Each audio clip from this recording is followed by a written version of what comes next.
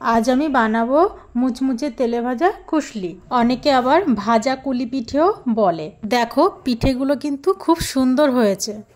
এখানে দেখো আমি ময়দা নিয়ে নিয়েছি, আর ময়দার মধ্যে আন্দাজ মতো অল্প একটু লবণ দিয়ে দিলাম। দেওয়ার পর আমি ভালো করে ময়দাটাকে লবণের সঙ্গে মিশিয়ে নেব। এবারে দেখো ময়দার মধ্যে আমি একটু সাদা তেল দিয়ে দিচ্ছি। সাদা তেলটা ভালো করে ময়দার সঙ্গে ময়াম দিয়ে নেব। দেখো ময়াম দেওয়া হয়ে গেছে ময়দায়। এবার আমি অল্প অল্প করে জল মিশিয়ে নেব, নর্মাল জল মিশিয়ে আস্তে আস্তে আমি একটা ডো তৈরি করে নেব। দেখো এবারে আমি এখানে কিন্তু একটা ডো তৈরি করে নিয়েছি। জলটা কিন্তু আমি অল্প অল্পই দিয়েছি, একবারে দিইনি। তো আমি ঢেকে রাখবো আধা ঘন্টার জন্য। আর এখানে দেখো খোয়া ক্ষীর নিয়ে নিয়েছি। খোয়া ক্ষীরটা কিন্তু আমার বাড়িতে বানানো ছিল। আর এখানে দেখো একটা নারকেল কুড়ে নিয়েছি, আর নারকেলের উপরে যে কালো কালো দেখছো না, এটা কিন্তু এলাচের গুঁড়ো। আমি একটা এলাচ ভালো করে ভেজে গুঁড়ো করে নারকেলের উপরে দিয়ে নিয়েছি। আর এখানে খোয়া ক্ষীর রয়েছে। আর এখানে আছে কাজু আর কিশমিশ। এই কাজু কিশমিশটাকে আমি ছোট ছোট করে কেটে নেবো। এই দেখো আমি ছোট করে কেটে নিয়েছি কাজু কিশমিশটাকে। এবারে দেখো কড়াই বসিয়ে দিয়েছি। কড়াইয়ের মধ্যে আমি দিয়ে দিচ্ছি ঘি।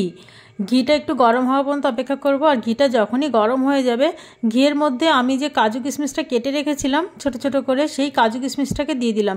আগে আমি কাজু কিশমিশটাকে হালকা করে একটু ভেজে তুলে নেব। কাজু কিশমিশটা দেখো হালকা হালকা কিন্তু লাল হয়ে গেছে। এখন আমি তুলে নেব, কিন্তু আমি নারকেলের সাইডেই রাখছি, যেহেতু এটা একসঙ্গেই মিশাবো, সেই জন্য নারকেলের সাইডেই তুলে নিচ্ছি। ওই কড়াইতে আমি আরেকটুখানি ঘি দিয়ে দিলাম। ঘিটা গরম হওয়া পর্যন্ত অপেক্ষা করব। দেখো ঘিটা গরম হয়ে গেছে। এবারে আমি সুজি নেব। এক বাটির মতো সুজি নিয়েছি আমি। ঘি দিয়ে সুজিটাকে আমি একটু হালকা করে ভেজে নেব। দেখো ঘিয়ের সাথে সুজিটা এমনভাবে মিশিয়েছি, ঘি বোঝা যাচ্ছে না কিন্তু যে এর মধ্যে আমি ঘি মিশিয়েছি, কিন্তু গন্ধটা খুব সুন্দর আসছে। এবার আমি নামিয়ে নিচ্ছি একটা পাত্রে, একটু ঠান্ডা করার জন্য অপেক্ষা করব। এবারে দেখো সেই নারকেল কোড়া আর সব উপকরণগুলো যে একসঙ্গে রেখেছিলাম কাজু কিশমিশ, সেগুলো সুজির সঙ্গে মিশিয়ে দিয়েছি। আর সবার শেষে আমি খোয়া ক্ষীরটাও মিশিয়ে দিচ্ছি। আর খোয়া ক্ষীরটা কিন্তু আমি ঘরে বানিয়ে রেখেছিলাম। আর এখানে দেখো আমি চিনি মিশিয়ে দিলাম, এটা লাল চিনি।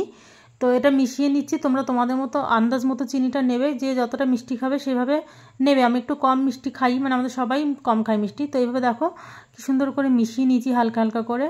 দেখো কুশলির মধ্যে পুর দেওয়ার জন্য আমার পুরটা পুরো রেডি। এখানে দেখো আমি ছোট ছোট করে ময়দার লেচি কেটে নিয়েছি। আর লেচিটা কিন্তু ফুচকার যে লেচিটা হয় তার থেকে সামান্য একটু বড় করেছি। আর এই লেচিটাকে কিন্তু আমি বেলবো ময়দা দিয়েই। আমি তেল দিয়ে বেলবো না। তেল দিয়ে এই জন্য বেলবো না, তেল দিয়ে বেললে কিন্তু একটু গোল হয় না। আর ময়দা দিয়ে বেললে কিন্তু খুব সুন্দর গোল হবে। দেখো আমি গোল গোল করে আর পাতলা পাতলা করে কিন্তু বেলে নিয়েছি। এবার আমি বাটিতে সামান্য একটু জল নিয়েছি। এই জল দিয়ে এরকম আঙুল দিয়ে সাইড দিয়ে আমি একটু জল দিয়ে নেব, না হলে কিন্তু আর লেগে মানে লাগবে না, ভালো খুলে যাওয়ার চান্স থাকে। তো দেখো এবার আমি এর মধ্যে পুরটা ভরে নেব। এবারে দেখো আমি এরকমভাবে দুই সাইড দিয়ে চেপে ভালো করে এঁটে দেবো। আর খুব সুন্দর এঁটে যাবে। কেন বলো তো, সাইড দিয়ে যেহেতু আমার জল দেওয়া রয়েছে, ভিজা ভিজা ভাব রয়েছে, ওই জন্য এঁটে যাবে। এবারে দেখো আমি একটা কাঁটা চামচ নিয়েছি। কাঁটা চামচের সাহায্যে এরকমভাবে আমি ডিজাইন করে নেব। ঠিক এরকমভাবে খুব সুন্দর লাগছে কিন্তু ডিজাইনটা। তোমরা চাইলে এইভাবে এই ডিজাইনটাও রেখে দিতে পারো। এরপরে দেখো চামচের পেছনটা দিয়ে এরকমভাবে একটু ফুলের আকার করে নিচ্ছি। দেখো কি সুন্দর লাগছে না বলো? এরকমভাবে দেখো কি সুন্দর একটা ফুলের ডিজাইন হয়ে গেছে। তো দেখো এক এক করে আমি অনেকগুলো পিঠে বানিয়ে নিয়েছি। আর এখানে দেখো অনেকগুলো পিঠে আমি একসাথে বানিয়ে রেখে দিয়েছি। কি সুন্দর লাগছে না ডিজাইনগুলো বলো? এবারে দেখো আমি কড়াই বসিয়ে দিয়েছি গরম করতে। কড়াইটা একটু ধুয়ে নিয়েছিলাম ভালো করে, নাহলে পরে তেল লেগে যেতে পারে। তো তেল দিয়ে দিলাম। আর কড়াইয়ের তেলটা কিন্তু আমি খুব বেশি গরম করিনি। তো এরপরে দেখো পিঠেগুলো আমি এক এক করে ছেড়ে দিচ্ছি। প্রথমবারে 4-5টা পিঠে দিলাম, দিয়ে দেখো ভেজে নেব। আর দেখো তেলের মধ্যে দেওয়ার সঙ্গে সঙ্গে কিন্তু এগুলো কি সুন্দর ফুলকুলুচির মতন ফুলছে। কিন্তু এগুলো কিন্তু খুলবে না, কারণ কি বলো তো, আমি যে সাইড দিয়ে জল দিয়ে এঁটে দিয়েছি না, এগুলো কিছুতেই খুলবে না। তো দেখো এগুলো আমার ব্রাউন কালার করে ভেজে নিয়েছি। এবার আমি তুলে নেবো। খুব বেশি ভাজবো না কিন্তু, তাহলে কিন্তু পুড়ে পুড়ে যাবে আর তেতো লাগবে, খেতে ভালো লাগবে না। তো দেখো ঠিক এরকম ধরনের কালারটা হয়েছে।